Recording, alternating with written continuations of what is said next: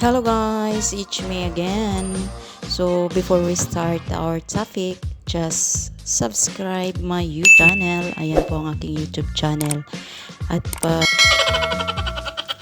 para updated po kayo sa aking susunod na mga video.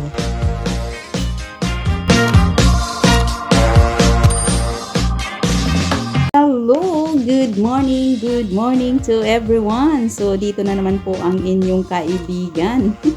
So, dati lang nag-imot-imot, pero ngayon ito na naman po sa inyong harapan. So, di ba? Nandito po sa inyong harapan. So, makikiusap po ako sa inyo na mang-iistorbo muna ako dito, no? Ganun, mang-iistorbo muna ako dito. So, nandito pa pala ako, no, nang dahil po kay Ma'am Boyko, Ma'am Edna Boyko Guanzon. So, ito po, ayan. So, ito po ang mensahe ni Ma'am Edna Boyko Guanzon. So, nagkaroon po siya, mga guys, ng vlog content. So, di ba?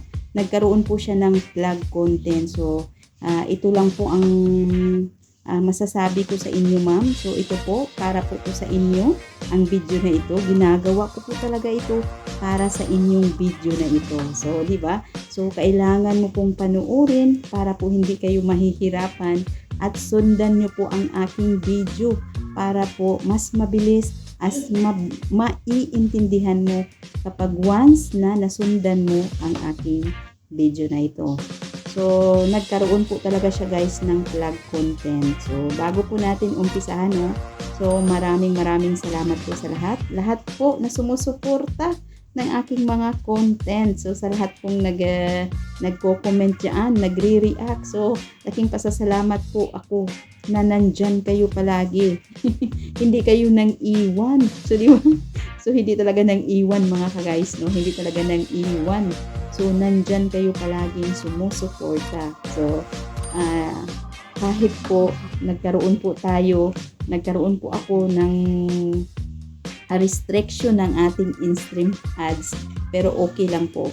At least, meron pa pong naniniwala sa akin at nagtatanong at nagme-message kung paano po talaga gawin ang ating vlog content. So, tara po. Panoorin po natin. Ayan. So, dito po makikita lahat. Sundan nyo lang po ang ating video. So, ganito, no? So, punta tayo ng ating Facebook sa ating profile. So, makikita nyo dyan ng tatlong line dyan sa taas. So, pipindutin lang po natin yan. So, ganito po yun. So, dalawa po kasi sa akin kasi may Facebook page po ako. So, pipindutin po natin yan sa ibaba po, mga guys. So, dyan sa ibaba, makikita nyo po dyan ang so, help center, support inbox. So, support inbox po yung ating pipindutin. So, diba? Yan po ang support inbox. So, makikita nyo dyan report and your alerts. So, pindutin po natin yung alerts. So, diba? Makikita nyo yung your alerts. So, diba? Wala po ako kasi yun yan dati yung alerts ko. Yun po, nagkaroon po ako ng violation, yung cyber security. So, di ba makikita niyo dyan, mga ka-guys, hindi na talaga yan ma-delete ang cyber security dahil po nakatagal na po yung violation ko. Kaya yun po ang sinasabi ko, kung mas maigi at mas maaga, araw-araw bisitahan niyo po ang inyong mga support inbox para po malalaman niyo at ma-delete niyo na kaagad. Kasi once pag tumagal po yan, umabot na po yan na siya ng ilang buwan, hindi na po talaga yan ma-delete. So, tumagal na yan dyan sa inyong mga support inbox katulad sa atin yung cyber security.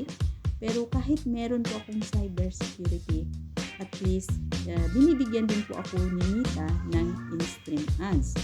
Pero, binibigyan nga ako ni Mita ng in-stream ads. Pero, ang problema naman po is nag-restricted ang aking in-stream ads. So, natapos ko na yun. So, nakapag-ads na po ako ng 2 buwan.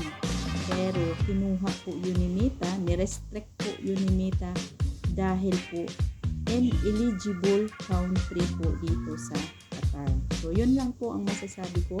So, hindi na po tayo maghihinakit, hindi na po ako maghihinakit ng aking damdamin dahil chinay ko po yung community standard, so nagkamali po talaga ako kasi wala po talaga ang country na kapal. So, yun lang po ang aking masasabi. Yun, at sana po ay may natutunan kayo. Ayun, so good luck and God bless sa lahat.